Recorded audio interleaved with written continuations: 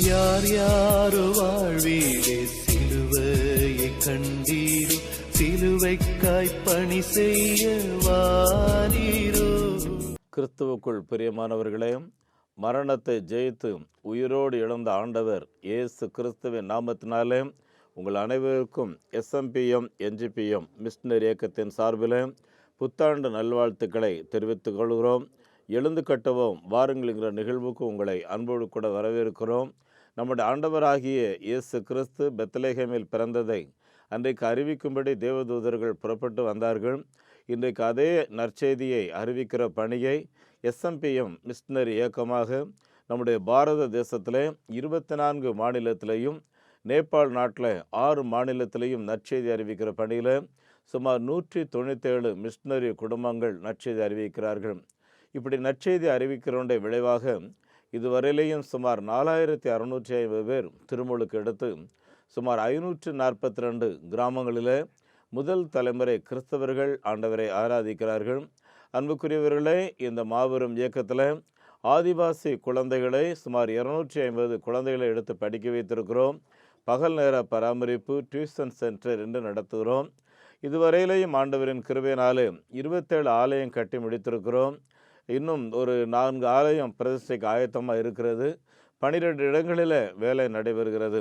அருமையானவர்களே, சுமார் 70 இடங்களில் ஆலயம் கட்டுவதற்கு இடங்களை தெரிந்தெடுத்து அஸ்திவாரம் போட்டு ஸ்பான்சர் எதிர்பார்த்து காத்திருக்கிறோம்.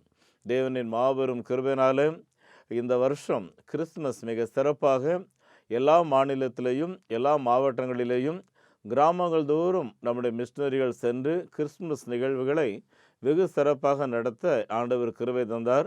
எந்த ஆண்டும் இல்லாத அளவுக்கு இந்த ஆண்டு எந்த எதிர்ப்பும் கிடையாது.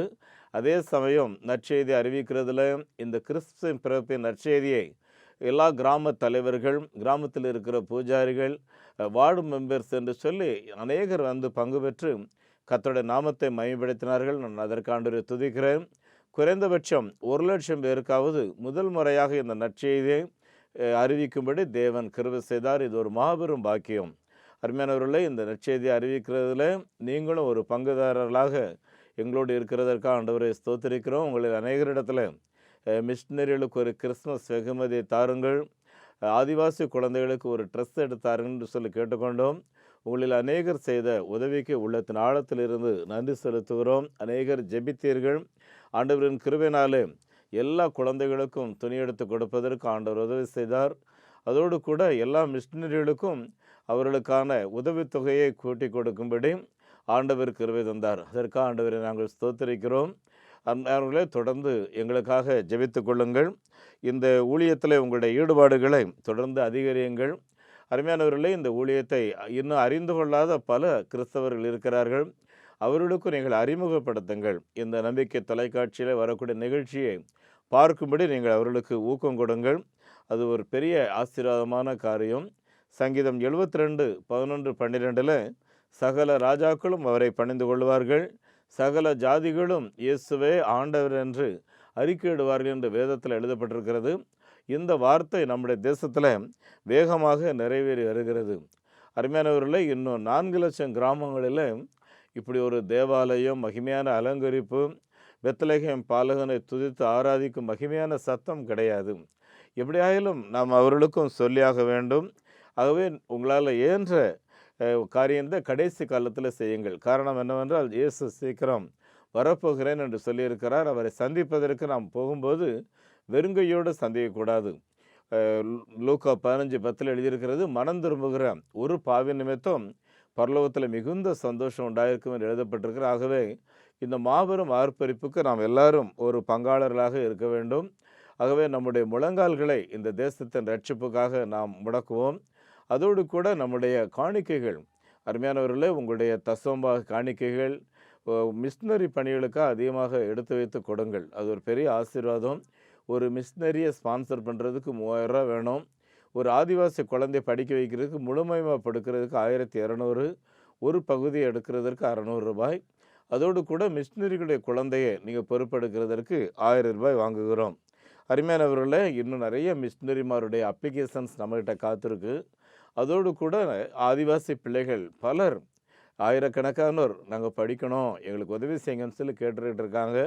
இவங்களுக்கெல்லாம் நம்ம உதவி செய்யணும். ஆகவே உங்களுடைய ஜெபம் எங்களுக்கு மிக அவசியம் தேவை. அதோடு கூட தின வருமானம் உள்ளவர்களுக்கு நாங்கள் ஒரு உண்டியல் பெட்டி கொடுத்து ஆண்டவருக்கு ஒரு மகிமையாக காணிக்கை செய்கிறேன்னு சொல்கிறோம். அதில் சேகரிக்கிற காணிக்கை அது ஆலயம் கட்டுவதற்காக அந்த காணிக்கையை பயன்படுத்தப்படும். பணித்தளத்தில் நடக்கிற ஊழியங்களை நீங்கள் அறிந்து கொள்வதற்கு ஆத்துமாவே தேடி என்ற ஒரு பத்திரிக்கை நாங்கள் அனுப்புகிறோம். இது இலவச பத்திரிக்கை. உங்களுடைய வாட்ஸ்அப் எனக்கு கொடுத்தா வாட்ஸ்அப்பில் அனுப்பி வைக்கிறோம். தபால்லையும் ஒரு 4000 பேருக்கு போகுது. உங்களுடைய முகவரிகளை எங்களுக்கு அனுப்பி வைக்கும்படி அன்போடு கேட்கிறோம். இந்த இயக்கத்தின் ஒரு மாத செலவினங்கள் இன்றைக்கு சராசரியாக 20 லட்சம் ரூபாய். அருமையானவர்களே, ஆண்டுடைய சமூகத்தில் ஜெபிக்கிறோம். தேவனுடைய பிள்ளைகளை தேவன் ஏவுகிறார். இந்த ஊழியங்களுக்கு நீங்கள் அனுப்பி வருகிறீர்கள். உங்களுக்கு அதிக நன்றியாக இருக்கிறோம். அருமையானவர்களே, நம்ம தேசத்தில் 100 மிஷன் சென்டர், ஒரு சென்டர்ஸ் மூலம் 100 எவாஞ்சலிஸ்ட், ஒரு எவாஞ்சலிஸ்ட் மூலம் 10 சபை. இது எங்களுடைய தரிசன திட்டம். அருமையானவர்களே, இந்த தரிசன திட்டம் நிறைவேறும்னா 1,00,000 கிராமங்களில் எங்கள் மூலமாக எஸ்எம்பிஎம் மூலமாக நீங்கள் சபையை உருவாக்கியிருப்பீங்க. அருமையானவர்களே, அது மாத்திரம் இல்லை, இந்த 2030க்குள்ளே குறைந்தபட்சம் ஒரு 1000 கிராமங்கள்லேயாவது ஆலயம் கட்டணும். ஆலயம் நல்ல ஒரு டெக்கரேஷனோடு கட்டுறதுக்கு 7 லட்ச ரூபா வேணும்.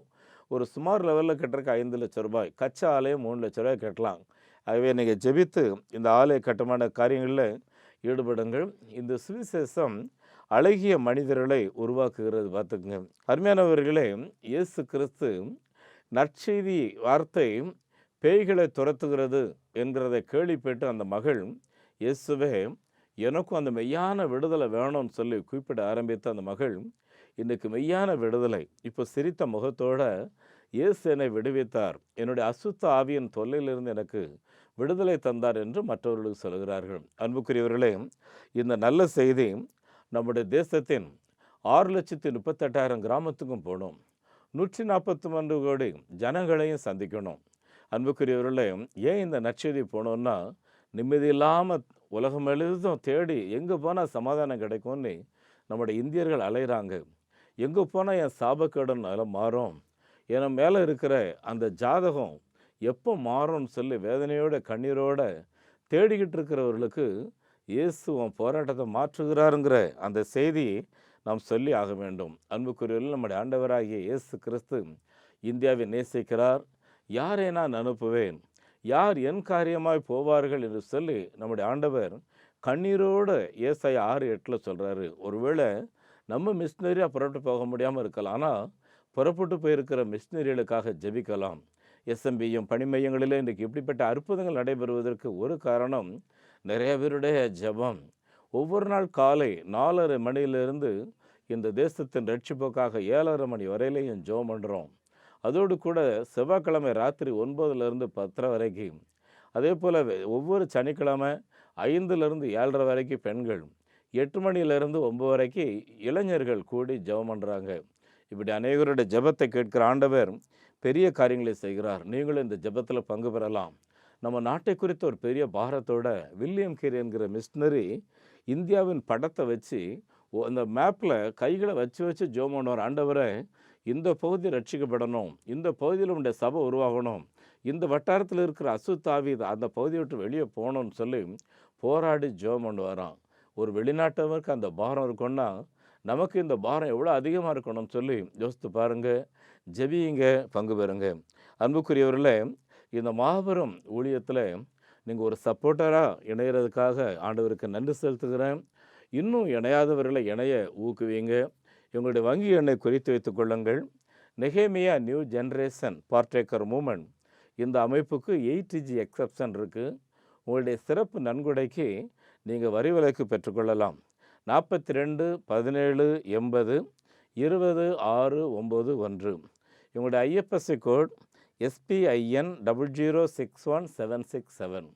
அதோடு கூட salvation mission partaker movement SMPM 0886073 0000169 South Indian Bank. IFSC code SIPL 0000886. எங்களுடைய தொலைபேசி எண் 9043867550 9447375550. அருமையானவர்களே, இந்த மிஷினரி பணியில் ஈடுபடுவது இயேசு கிறிஸ்துவனுடைய சித்தத்தை நிறைவேற்றுகிறது மாத்திரமல்ல, பரலோகத்தை சந்தோஷப்படுத்தும். ஆகவே இந்த புத்தாண்டில் உங்களால் இயன்ற ஒருவரையாவது இந்த மிஷினரி பணிக்கு நீங்கள் அறிமுகப்படுத்துங்க.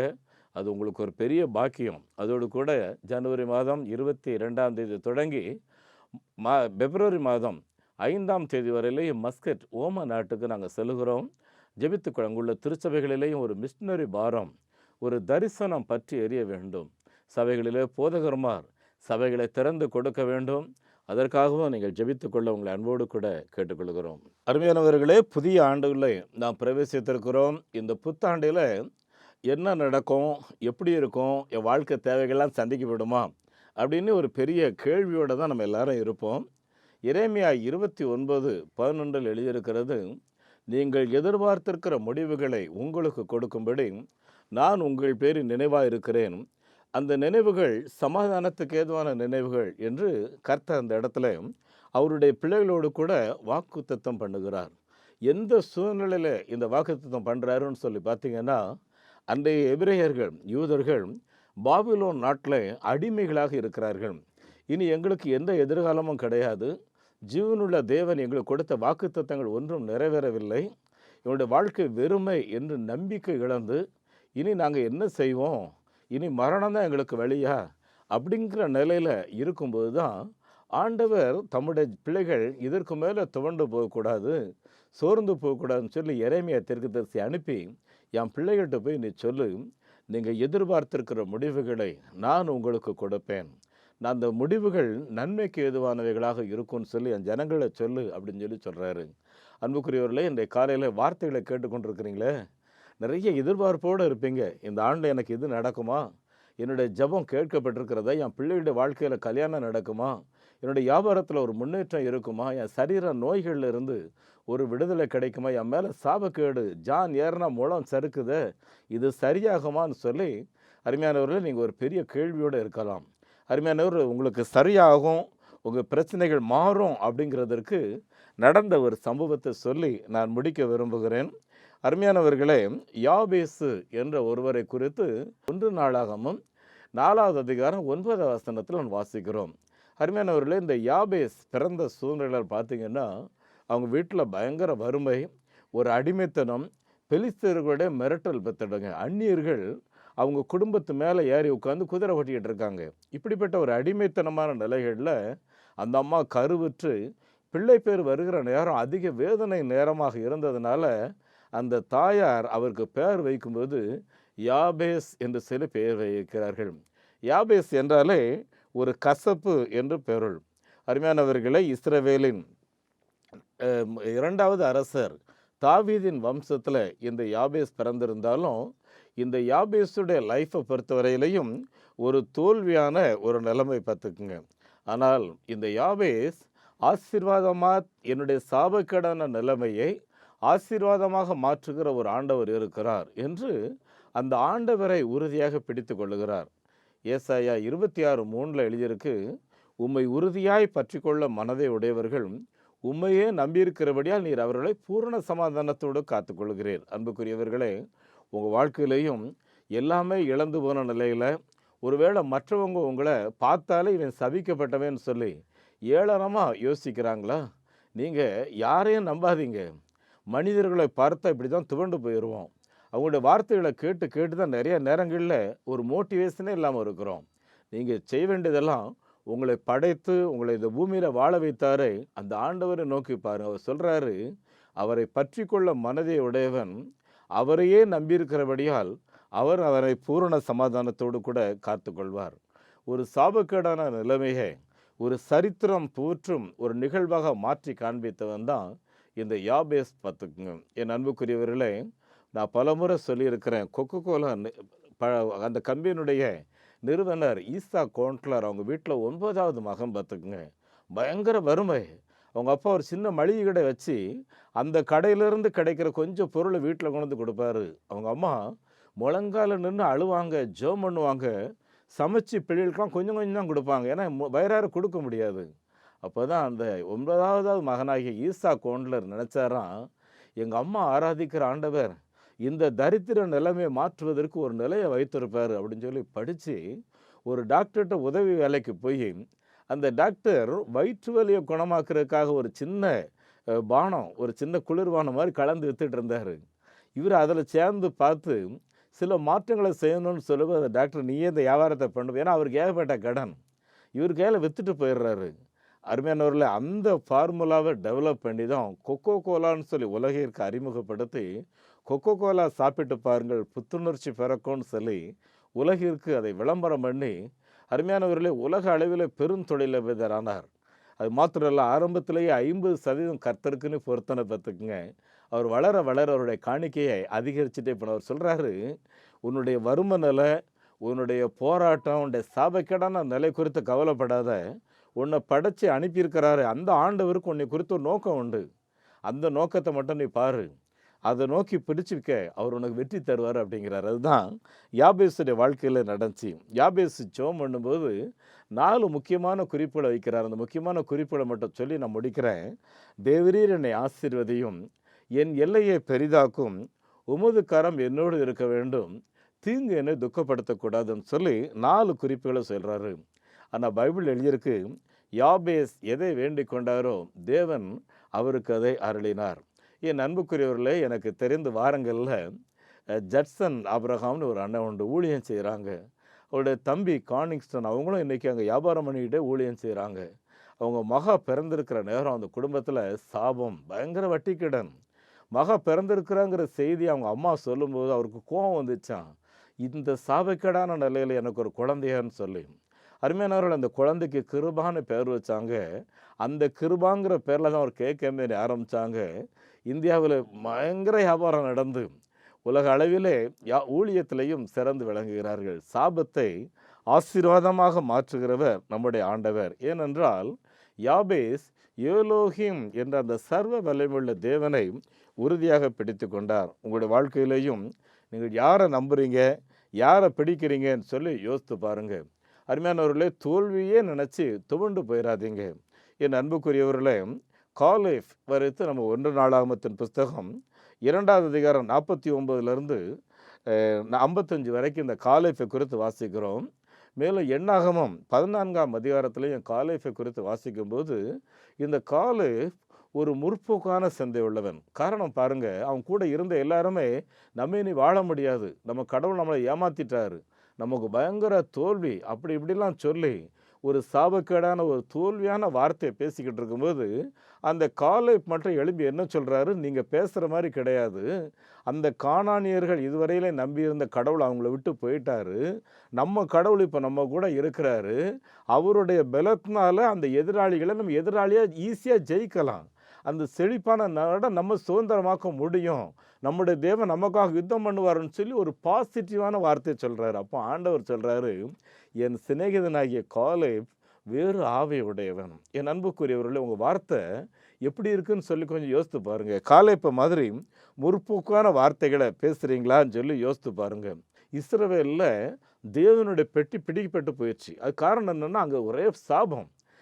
ஏன்னா தேவாலயத்துக்கு வரக்கூடிய பெண்களை சீரழிக்கிறது, அவங்க சமைக்கும் போதே அந்த இறைச்சியை சாப்பிடாம வேகாமல் இருக்கும்போது எடுத்து சாப்பிட்றதெல்லாம் அன்றைக்கி இருந்த ஆசாரியர்கள் செய்துட்டு இருந்த கொடூரம் தாங்க முடியாமல் கர்த்தர் அந்த பகுதியை விட்டு விலகிட்டார். கடைசியில் கர்த்தருடைய பட்டி பிடிக்க போயிடுச்சு. இக்கோபோத்துன்னு பேர். ஏன்னா தேவனுடைய மகிமை இஸ்ரவேலை விட்டு அகன்று போய்விட்டது. ஒருவேளை உங்கள் குடும்பத்தில் நீங்கள் தொடர்ந்து துணிகரமான பாவத்தில் இருந்தால் இப்படி கர்த்தருடைய மகிமை உங்கள் வீட்டை விட்டு போயிடும் பார்த்துக்குங்க. அந்த சாபக்கேடான நிலைமையை அன்புக்குரியவர்களை மாற்ற வேண்டும். மகிமை இழந்த அந்த காரியத்திற்கு மகிமையை கொடுக்கறதுக்காகத்தான் இயேசு கிறிஸ்து இந்த உலகத்துக்கு வந்தார். ஆகவே உங்கள் குடும்பத்திலையும் அந்த மகிமை வரும் பார்த்துக்குங்க. 1 சாமுவேல் 11:1 நீங்கள் வாசித்து பார்த்தீங்கன்னா, பிற்காலத்தில் யாபேசுக்குன்னு சொல்லி ஒரு தனி நாடே பட்டணமே இருந்துச்சுன்னு சொல்லி பைபிள் எழுதியிருக்கு பார்த்துக்குங்க. அந்த அளவுக்கு தேவனுடைய மகிமை யாபேசுக்கு விளங்கிற்று. இதற்கு காரணம் யாபேசுடைய ஒரு பொருத்தனையான ஜெபம். அன்புக்குரியவர்கள், இன்றைய காலையில் நீங்கள் ஒரு பொருத்தனையான ஜெபத்தை நீங்கள் ஏறெடுத்து பாருங்கள். ஏன்னா புதிய ஆண்டு என்ன பொருத்தனைன்னு சொல்லி நீங்கள் தான் யோசிக்கணும். அருமையானவர்களே, ஆதியாகமம் 28 அதிகாரம் 30லேருந்து 31 வரைக்கும் வாசித்து பார்த்தீங்கன்னா, யாக்கோபு ஆண்டவர்கிட்ட ஒரு ஜெபம் பண்ணுறாரு. அவங்க அண்ணனுக்கு பயந்து வெறுங்கையோடு ஓடுறாரு. அண்ணன் கொலைச்சிடுவானோ அழிச்சிடுவானோங்கிற பயத்தில் ஓடுறாரு. ஆனால் கர்த்தர் அந்த யாக்கோபை ஆட்கொள்கிறார். யாக்கோபை ஆட்கொள்ளும்போது யாக்கோபு என்ன சொல்லுவார் பாருங்க, தேவனே நீர் என்னை வந்து பிடித்தீர், நேசித்தீர், நீர் சொன்ன வார்த்தையின்படி எனக்கு நீர் செய்வீர் என்றால் உண்மை நான் தொழுது கொள்ளுவேன். அது மாத்திரம் அல்ல, நீர் எனக்கு தரக்கூடிய எல்லா காரியத்திலையும் உமக்கு தசமபாகம் செலுத்த. யாக்கோபின் காலத்தில் அவருக்கு தசமபடி யாரும் சொல்லிக் கொடுக்கல. ஆனால் அவர் சொல்கிறாரு, நீங்கள் எனக்கு தருகிற எல்லா காரியத்திலும் நான் உமக்கு தசமபாகம் செலுத்தும் சொல்லி ஒரு பொருத்தனை ஏறெடுக்கிறார். அன்புக்குரிய அந்த பொருத்தனையை தேவன் கனமன்ற யாக்கோபை பார்த்து சொல்கிற, யாக்கோபே நான் உனக்கு சொன்னதை செய்து நிறைவேற்றும் அளவு நான் உன்னை விட்டு விலக மாட்டேன், உன்னை கைவிட மாட்டேன் என்று சொல்கிறார். என் அன்புக்குரியவர்களே, அந்த தேவன் உங்களையும் கைவிடாதபடி நடத்துவார். யாபேசின் ஜெபத்தில் அவர் சொல்கிற ஒரு வார்த்தை, தேவனே என்னை ஆசீர்வதியும். அருமையானவர்களே, ஆதியாகமத்தின் புஸ்தகம் 22வது அதிகாரத்தில் 17-18 ஆண்டவர் ஆபிரகாமை பார்த்து சொல்லும்போது என்ன சொல்கிறாரு, ஆபிரகாமே உன்னை நான் ஆசீர்வதிப்பேன், உனக்குள்ள இந்த பூமியில் உள்ள சகல ஜனங்களும் ஆசீர்வதிக்கப்படும்னு சொல்கிறாரு. அதை தான் இந்த யாபேஸ் கேட்குறாரு, தேவனே என் தகப்பனாகிய ஆபிரகாமுக்கு நீ சொன்ன அந்த ஆசீர்வாதம் எனக்கு வேண்டும் என்று சொல்லி ஜெபம் பண்ணுறாரு. என் அன்புக்குரியவர்களே, அந்த ஆசீர்வாதம் உங்களுக்குள்ள உண்டு. உங்கள் மூலமாக கர்த்தர் இந்தியாவையே ஆசீர்வதிப்பார். உங்கள் மூலமாக மிஷினரி போனால் ஒரு கிராமத்தில் சபை வரும். உங்கள் கிராமத்தில் ஒரு குழந்தை உங்கள் சார்பில் ஒரு குழந்தை படிச்சிச்சுன்னா அந்த குழந்தை எதிர்காலத்தில் கர்த்தருடைய சுவிசேஷத்தை அறிவிக்கிறவங்களா மாறலாம் இல்லையா? ஆமாம், உங்களுக்கு மூலமாக தான் இந்தியா ஆசீர்வதிக்கப்படும். 2வது யாபேஸ் ஜெபம் பண்ணும்போது பார்த்தீங்கன்னா, என் எல்லையை நீர் பெரிதாக்கும். இன்றைக்கு ஒரு குறுகிய குருவி மூலையோட ஒரு சின்ன தொழிலை பண்ணி ஒரு சின்ன குடிசை வீட்டில் வாழ்ந்துட்டு இருக்கிறீங்க. இது ஒருவேளை நான் தப்புன்னு சொல்லலை, ஆனால் உங்களுடைய தரிசனம், உங்களுடைய பார்வை பெரிதாக இருக்கும் என்றால் நிச்சயமாக தேவன் உங்களுடைய எல்கைகளை மாற்றுவார். ஒன்று ஏசாயா தீர்க்கதரிசன புஸ்தகம் 54:2-4 ஆகிய வசனங்களை வாசித்து பாருங்க. அங்கே எழுதியிருக்கு, உன் கூடாரத்தின் இடத்தை விசாலமாக்கு, உன் வாசஸ்தலங்கள் திரைகள் விரிவாகட்டும், தடை செய்யாதே உன் கயிறுகளை நீளமாக்கு, உன் மூளைகளை உறுதிப்படுத்து, நீ வலதுபுறத்திலும் இடதுபுறத்திலையும் இடங்கொண்டு பெரம்புவாய், உன் சந்ததியார் பாழாய் கிடந்த பட்டணங்களெல்லாம் சுதந்திரித்து அதை குடியேற்றுவார்கள் என்று சொல்லி பல ஆசீர்வாதங்களை ஆண்டவர் இந்த இடத்துல சொல்லுகிறார். ஆகவே நம்ம வாழ்க்கையில் ஒரு தரிசனம் வேணும். பார்த்துக்குங்க, அமெரிக்காவில் பில் கிளின்டன் ஒருத்தர் பிரசிடென்ட் ஆனார். இளம் வயதாக இருக்கும்போது அவர் அந்த வெள்ளை மாளிகைக்கு போயிருந்தாராம். போயிருக்கும்போது அங்கே அன்னைக்கு இருந்த கென்னடி அவரை பார்த்து கேட்டாராம், உங்களில் யார் யாருக்கு என்னென்ன ஆசை இருக்கோ சொல்லுங்க அப்படின்னாராம். அப்போ பில் கிளின்டன் மட்டும் வேகமாக சொன்னார், சார் நீங்கள் உட்கார்ந்துருக்கிற சேரில் நான் உட்காரணும் அப்படின்னாராம். என் அன்புக்கு இவருள்ள தரிசனம் ஒரு மனுஷனுக்குள்ளே இருக்கும்னா நிச்சயமாக கடவுள் நிறைவேற்றுவார். அது ஆகுமா ஆகாதங்கிறதெல்லாம் கடவுளுடைய கையில் இருக்குது. நான் கடந்த முறை நேபாள் சென்றிருக்கும்போது அங்குள்ள நம்முடைய ஹாஸ்டல் பிள்ளைகளை சந்தித்து உங்களுடைய தரிசனம் என்னவாக இருக்கணும்னு சொல்லும்போது பல பிள்ளைகள் கலெக்டர் ஆகணும், போலீஸ் அதிகாரி ஆகணும், டாக்டர் ஆகணும்னு சொன்னாங்க.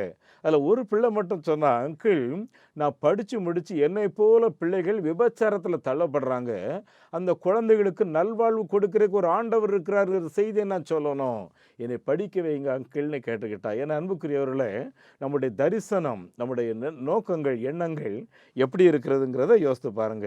3வது யாபேஸ் ஜெபம் பண்ணும்போது, தேவனே உம்முடைய கரம் என்னோட இருக்கணும்னு சொல்லி ஜெபம் பண்ணுறாரு. யோசேப்போட கர்த்தர் இருந்தார், அவர் நாளுக்கு நாள் விருத்தி அடைந்தார்னு சொல்லி பைபிளில் எழுதியிருக்கு. அவர் செய்த காரியத்தில் கர்த்தர் வாய்க்க பண்ணினார்னு சொல்லி எழுதியிருக்கு. அப்படின்னா தேவனுடைய கரம் உங்களோட இந்த புதிய ஆண்டில் எப்பொழுதும் இருக்கணும். உசியா ராஜாவோட கர்த்தர் இருந்த நாட்கள் அவர் செய்ததெல்லாம் வாய்க்க பண்ணினார்.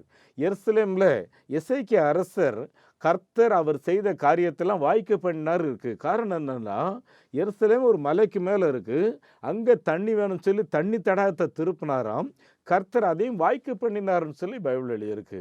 அப்படின்னா ஆகாத காரியத்தையும் வாய்க்க செய்கிறது கர்த்தருடைய கரம் உங்களோட இருந்தால் நிச்சயமாக நடக்கும். ஆகவே இந்த புதிய ஆண்டில் ஆண்டவரே உங்கள் கரம் என் கூட இருக்கணும் அப்படின்னு சொல்லி நீங்கள் தினமும் நீங்கள் ஜெபம் பண்ணணும். கடைசியாக யாபேஸ் ஜெபம் பண்ணும்போது, தீங்கு என்னை துக்கப்படுத்தக்கூடாது, அதற்கு என்னை விலக்கி காத்துறோம் அப்படின்னு ஜெபம் பண்ணுறாரு. அப்படின்னா எனக்கு எந்த கஷ்டமும் வரக்கூடாது அப்படிலாம் அவர் ஜெபம் பண்ணலை.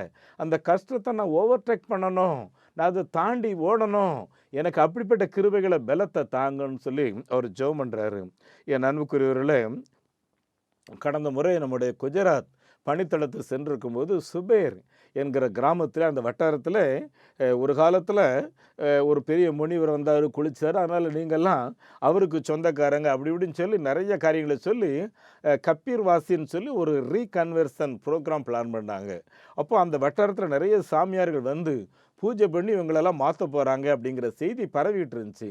அப்போ நாங்கள் போயிருக்கோம். சொன்னேன், அந்த சாமியார்கள் உங்கள் கிராமத்துக்குள்ளே வரக்கூடாதுன்னு சொல்லி ஜெபம் பண்ணு, வந்தாங்கன்னா பெரிய துன்பத்தை கொடுத்துருவாங்க, நீங்கள் ஜெபம் பண்ணுங்கன்னு சொல்லும்போது அருமையான இந்த கிராமத்தில் இருந்த கிராம தலைவர் சொன்னார், ஐயா அவங்க வரட்டும், இங்கே வந்தால் தான் எங்களை விடுவித்த கடவுளை பற்றி நாங்கள் சொல்ல முடியும், நாங்கள் அனுமதிக்கிற சமாதானத்தை அவங்களுக்கு சொல்ல முடியும், வரலன்னா அவங்களுக்கு நாங்கள் எப்படி சொல்ல முடியும், ஆகவே வரக்கூடாதுன்னு சொல்லாத. என் அன்புக்குரியவர்களே, தீங்கு வர்றது நல்லது, அதன் மூலம் நான் பாடத்தை கற்றுக்கொள்கிறேன்னு சொல்லி சங்கீதக்காரனாகிய தாவீது சொல்லுகிறார். அப்படி இருக்கையில் என் அன்புக்குரியவர்களே, தீமை எனக்கு வரக்கூடாதுன்னு சொல்லி ஜெபம் பண்ணாமல் அருமையானவர்களே, அதை நான் மேற்கோள் பண்ணுறேன், ஓவர்டேக் பண்ண எனக்கு பெலந்தாருன்னு சொல்லி நீங்கள் ஜெபம் பண்ணுங்க.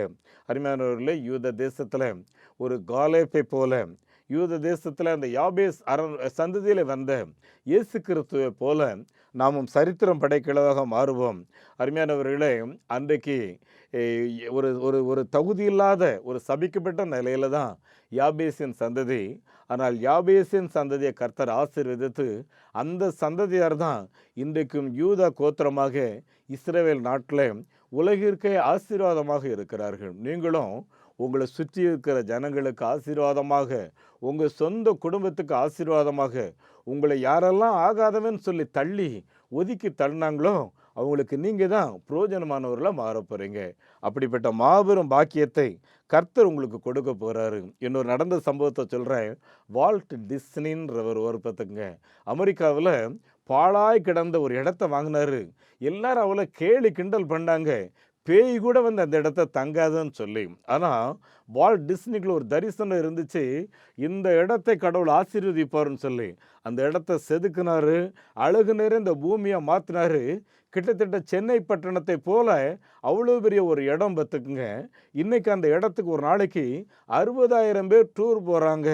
என் அன்புக்குரியவர்களே, எது ஆகாதுன்னு சொன்னாங்களோ அதை சரிப்படுத்தி காட்டினார் வால்ட் டிஸ்னி.